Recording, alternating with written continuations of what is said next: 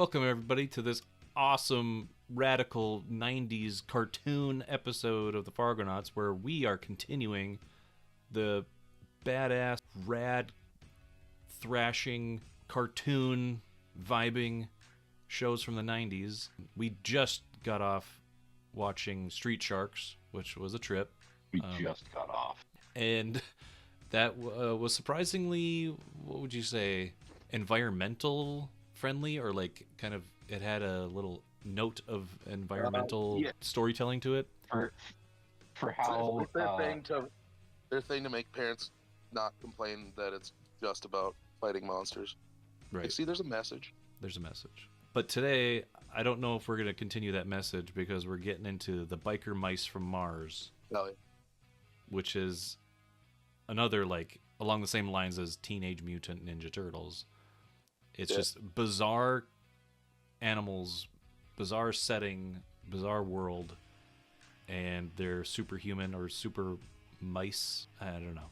It's been a while since I've seen this. So far, Street Sharks is winning on that front because they were able to reduce it down to just 2 words in the title. True, and it sells it. It sells that pretty well because we watched exactly what's going on. We watched sharks basically swim under asphalt and like create big divots in the road. So I mean, the infrastructure of that Atom Land or whatever the town was called, Atom Town, something like that. Living down in Atom Town. They destroyed that city's streets while trying to help the people. They are all. Hey, let's look at it this way. Let's put a positive spin on it. They are creating a huge opportunity in the workforce to be able to employ more people to repair the infrastructure. So there you go. Yeah, that's a good angle. They're creating employment. The only thing I remember from Biker Mice is that there was a bad guy named Limburger, and he was big. He was a big guy. He was almost like Kingpin. Like he reminded me of like that kind of character, just like a big dude. Yeah. And his name was Limburger. And that's a cheese, and there's mice involved, so hell yeah, that's it. Anything you guys remember from this show? Go ahead, bro. Just gonna say, I had the toys. I had the main guy. I didn't have the gray one. I had the main one, the like with the sunglasses. I had the like white one that had like half his face. It was like a plate. And they came with their motorcycles and shit, and their helmets. Since they have little antennas. The antennas were on like springs, so when you put the helmet on, it pushed the antenna down. Pretty cool. Yeah, I enjoyed this quite a bit when I was a kid. I don't remember dick about it though. Okay. How about you, Wilson? I don't think that I have seen a single episode of this show ever. Okay. I think one of them's named Vinny. Nice. Okay. You think they're they're not gonna be? I don't know how to put this. Like, how the Street Sharks seem like maybe they're kids from, a specific these place. are the biker mice from Mars. Dude. I know, they're but not like, lying. They like the turtles had like Brooklyn accents. They're turtles from Brooklyn, and like the Street Sharks. They might. I don't know. They seem like they were Californian, maybe. Yeah, like the generic like mouse accent. You know what I'm talking about? Oh, do it. They do give it, please. mice. Do it, please. Italian. I want to know. No, but like the kind of I want to know. Yeah, I think if they have any affectation, it's going to be that. Okay. Well, I guess we should just get into it and see what Biker Mice from Mars has in store for us. Hell yeah. We just watched it. What are your guys' thoughts? I'll just say that it was fast. It was over quick. That was a very quick show. Talking about fast. We fucking jumped in like hot and heavy and ready to go. We were just like from second one, boom, into the story. Yep. I appreciated that it did that instead of just saddling us with like a big flashback. And it did the smart thing where it was like action was happening, but we were getting lore as the action was happening. Mm-hmm. I think that's a good way to do a kid's, first episode of a kid's cartoon. Yeah, we just gotta know that the bad guys took over their planet, and now they're taking over Earth, and they're like, we gotta stop this, and like that's it. That's all you need. The bad guys are fish aliens, I think, right? Yeah, they're very stinky fish. with cheese names. Which is a really fun note, I thought. So yeah, we got our main mice: Throttle, Mondo, and Vinny. I was right, there was a Vinny. One of them is a regular name. Yeah, they just, classic. They got wiped out, so they got to leave, crash land on Earth, get up to shenanigans, make a Turtles reference. Yep. Were you expecting turtles? Yeah, so this ran 1993 to 96, 3 seasons, 65 episodes. It obviously was created post Turtles. It actually even got a revival in 2006 for a little bit. Continuing on from the story of this cartoon. What would that have been on? Like, was that attached to some network, or was that streaming, or? No, it was 2006, so pre-streaming. P-streaming? I assume. Yeah, P-streaming. So it aired in the UK 94 to 97, or 94 to 98. Cartoon, or no, shit, wrong one. I was reading about the 94, the one we just watched. So it's 2006. It began airing in the UK, but due to production problems at the studio in the Philippines, the series was not finalized until late 2007, resulting in the launch in the United States, many other countries being delayed until 2008, as it still needed to be dubbed. Yeah, interesting. Did you guys recognize any voices? No. Oh, maybe. The only one that I think I recognized, like maybe a couple sounded familiar. Maybe a couple sounded familiar, but the only one that I actually feel like I recognized was I think it was the white one. Maybe it was Vinny. Was it Robert Paulson? You're right, but it was Throttle, the main guy, the one with the sunglasses. Oh, well, which color? Oh, the tan one. Dan, yeah. Okay, gotcha. Yep. I mean, he's really like the only one who you would recognize just voice actor wise of the main 3. Well, Ian Ziering was the voice of Vinny. You'd recognize him if you saw a picture of him. He was on Beverly Hills 90210. Yes, I know the kind of jockey looking dude with the spiky blonde hair. Maybe. Well, he wasn't obviously Luke Perry. He was the other. It was let me see here. Which makes okay. So he was. Was he the one Vinny. like Sharknado? Yes. Yeah, I think so. He's the one I'm thinking. He was Vinny, and then Brian Austin Green, who's on Beverly Hills 90210 as well, played a character named Rimfire, who was Moto's nephew. Rimfire.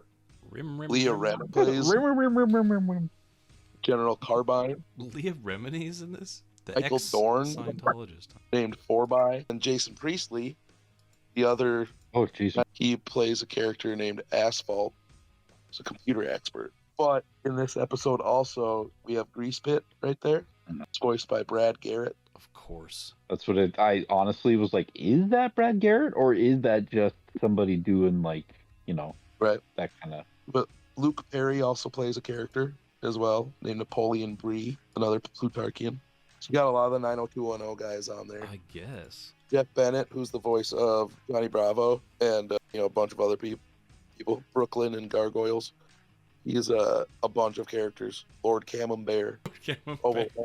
Oh, the cheese puns. Jack Monterey.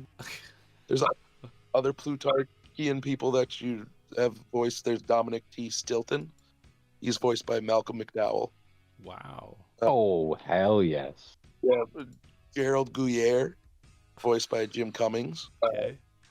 Gautama Gouda, also voiced by Jim Cummings. Okay. Romana Parmesana, who was voiced by Tori Spelling. See, I just like the cheese names.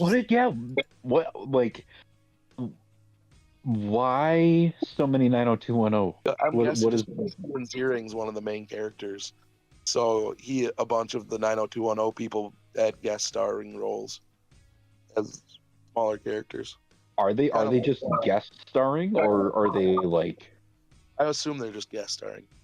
It's kind of like semi-series regular. You know what I mean? Like showing up every now and then. Because I could get the guest star thing, I guess, just like one appearance, but It's like Gargoyles, how Gargoyles had fucking Marina Sirtis and fucking Riker.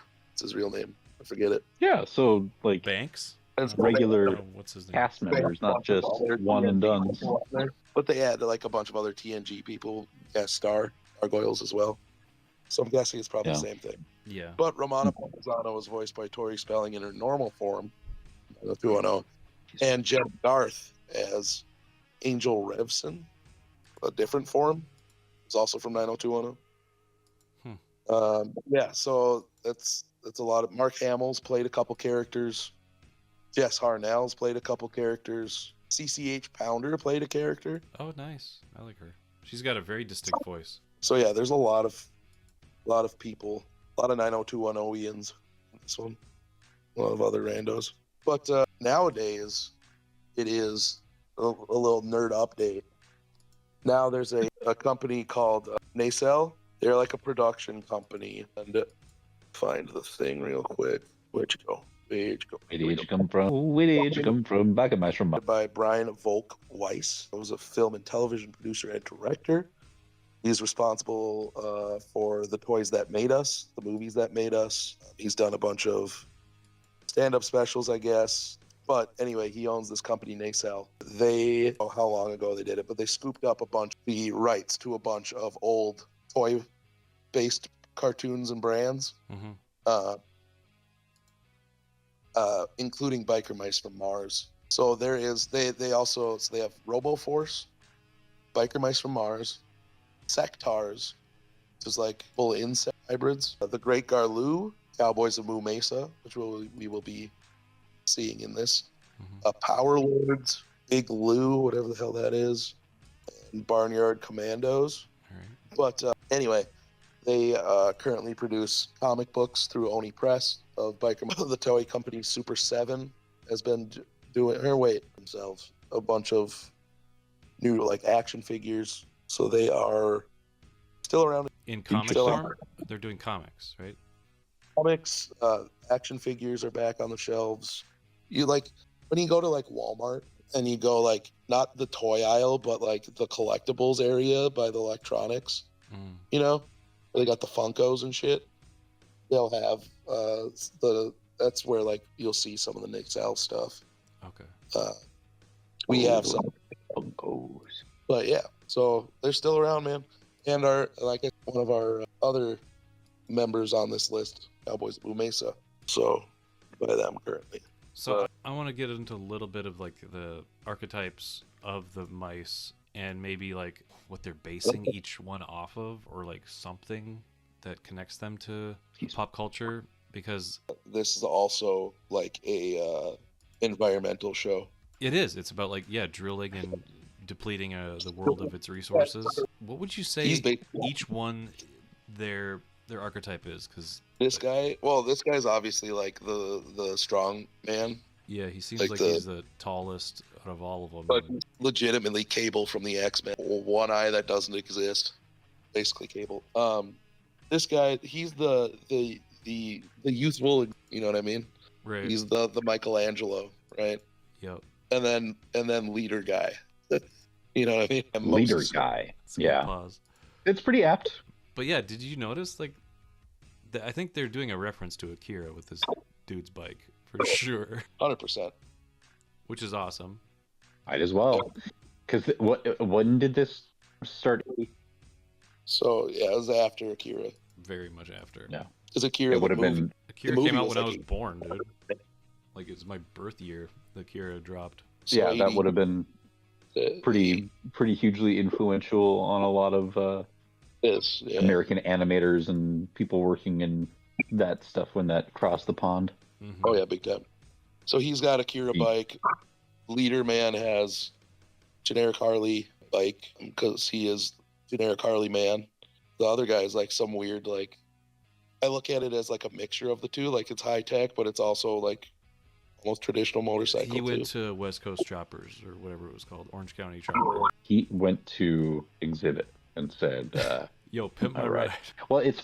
I just put a bike in your bike, so now you can bike when you bike. Kind of cute how this is like galactic or I don't know how better to say it, solar system level environmentalism.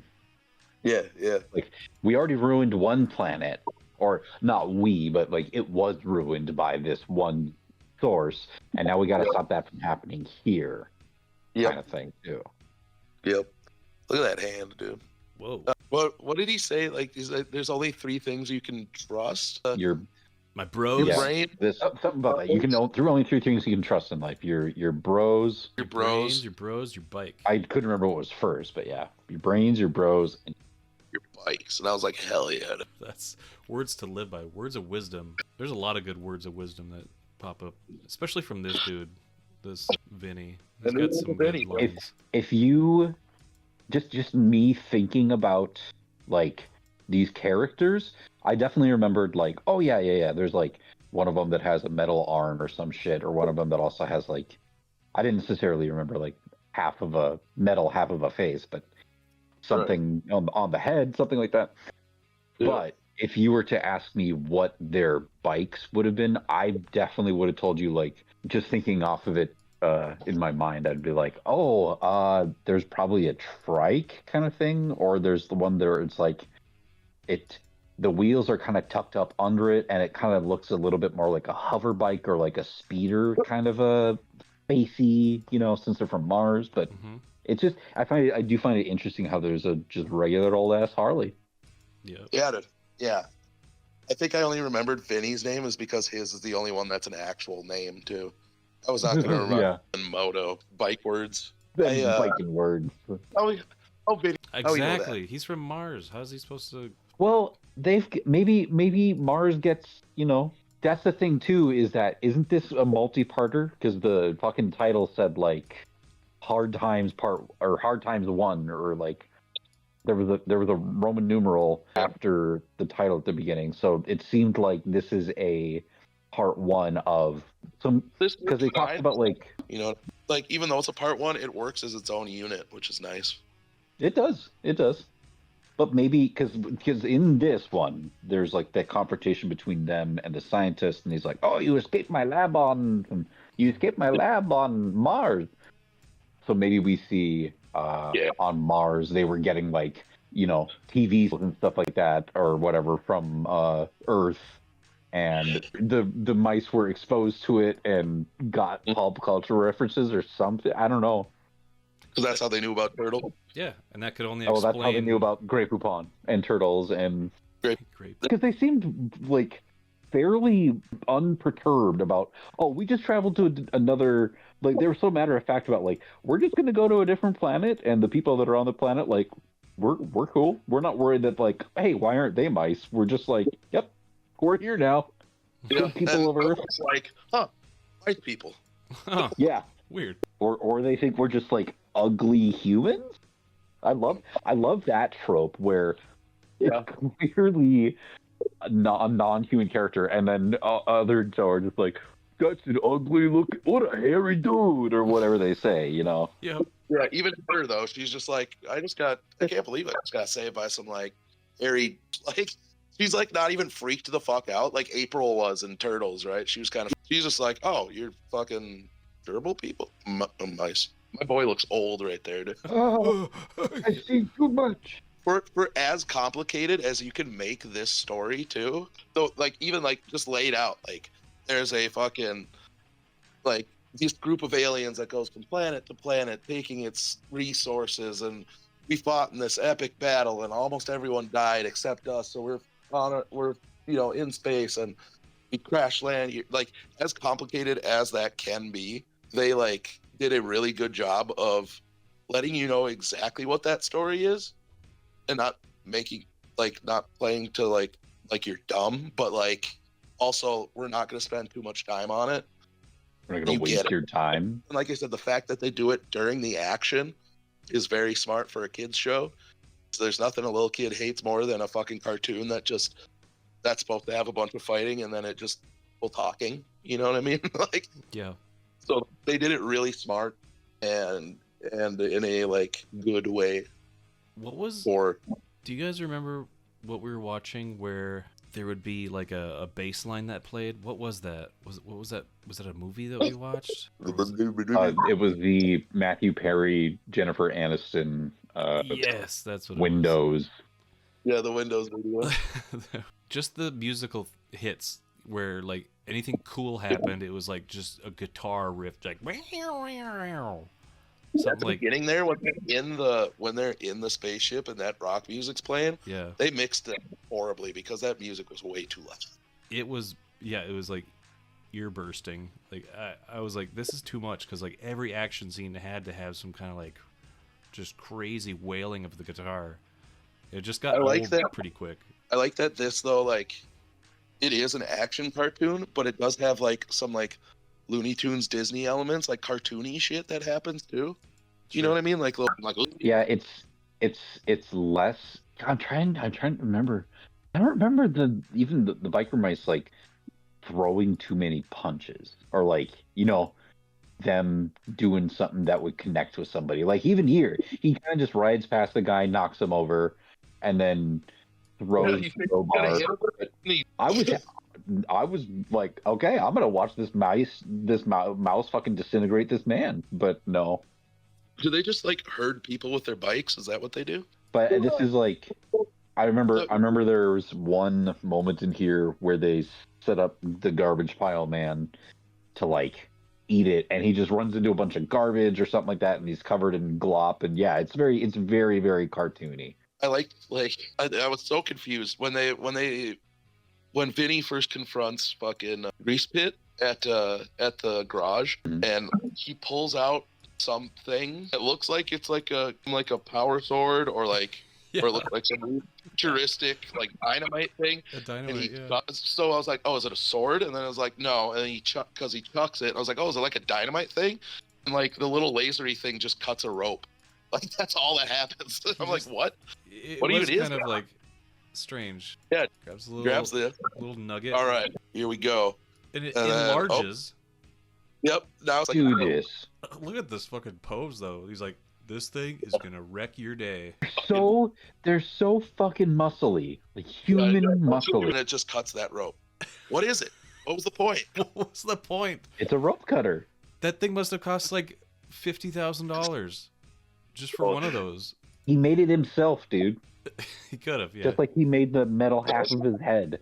And then what did that do? It ruined like the whole thing. Like, what was the point? Like, too much involved for no payoff. So you already saw him like up there, citizen, with the first guy at the thing, and then he's like, does it again here. He's like, yes, I am the hero, and then he bungles it. Which is great characters. Like, he tries to be badass, but he's like, this is gonna be so cool. I'm gonna save the day. And he just biffs it. Like, the rope doesn't even do anything. Like, he's just Vinny is just like, glutton for punishment, and just always has the bad luck with everything. Like, in my mind, you throw the thing to cut the, like, okay, you're not doing anything but throwing it to cut this rope. So if you're cutting the rope, then it must drop something on him or whatever. No, it just drops the rope to Vinny. Maybe just throw it at the guy covered in like flammable liquid. Maybe like maybe he's just trying to be flashy. He's just trying to where he could save this lady. Be like, oh no, check me out. I'm gonna do some overcomplicated stuff that I don't need to. And then he got half his face blown off. Yeah, that's true. That totally could be it. The aliens didn't do anything. He did it. I like that this dude just like weeps like grease out of his fucking pores. Yeah, that's a strange kind of effect, but it fits because it's like, oh yeah, he's as gross as like the main character, which is they're just trying to be stinky cheeses, and this guy just looks smelly too. He always fucking Limburgers constantly got stink lines coming. Yeah, overall it wasn't too, like, the fact that it was quick and like it was a rapid pace. Like, I loved the fact that it was made for maybe kids with today's sensibilities of like 4 seconds attention span. Like, something changes every 4 seconds. Like, oh, new place, cool, new thing, all right, sweet. Like, it keeps that momentum going. So that's one thing that it has going for it. Like, if it was dragging, I would just be bored. But it was very quick, and yeah, I wasn't offended by it. Oh yeah. So I guess, yeah, what's next on the docket? We have SWAT Cats, right? I think I mentioned in the last one we would jump to SWAT Cats next, which I think everybody here has seen at least one episode of that. Let me consult. Oh yeah, I've seen a number of SWAT Cats. I remember it being pretty great. I remember going out of my way a few times as a child to stick around and watch it when I caught it. That one, I remember at some point having like more of a ongoing arc or story to it. I know some of these can vary between like serialized something of the week or just, you know. Yeah. Yeah. I don't know how much I see other than they having an overarching story. Right. No, you're right there. Yeah, and other than the environmental stuff, and then just doing a who can we get to be a voice actor this week to kind of play a villain of the week sort of thing, and just play up the action and the quips of all the characters. And yeah. Well, I guess too, depending on how many episodes, I could see there being some like other multi-part stories, but not too many probably. Yep. So that's all we really have to say about the Biker Mice from Mars on this installment of our radical 90s cartoon series that we're doing here. Like we said, we're going to jump into SWAT Cats next, so stay tuned for that. Let us know if you've seen Biker Mice from Mars, if you were a big fan of it, or if you maybe were a fan of it later when it had its second life. And it's comics, maybe. Maybe there's a few comics out there that you really enjoyed, or if you just played with the toys, like Broadshow. Let us know, and let us know your thoughts. And yeah, we'll see you next time in the next installment. Bye-bye.